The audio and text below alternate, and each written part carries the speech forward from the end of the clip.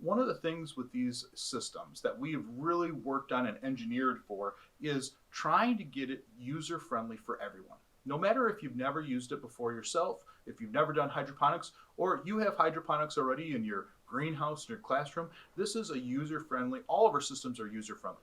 What that means is we want you to be successful in growing different things that you grow. So with very little interaction, making sure the water levels are good, making sure the nutrients are right. Besides that, the systems really work on their own. They have times that they can do it themselves. They have the ability to do that on their own. So with these systems, it's very easy to be able to do the work yourself and have your students help you. One of the great things about this is if you're not the best at this, that doesn't matter, because part of failure is part of the learning process. Have students try and say, oh, that didn't work. Now let's go figure out why it didn't work.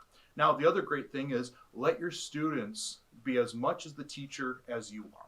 And what I mean by that is sometimes it's better to say, students, you go figure this out rather than putting it on yourself. We have the guides. We have the ability for students to be able to find and chart what type of plants do we use, when we should be putting nutrients in, how much, all those things are there for you.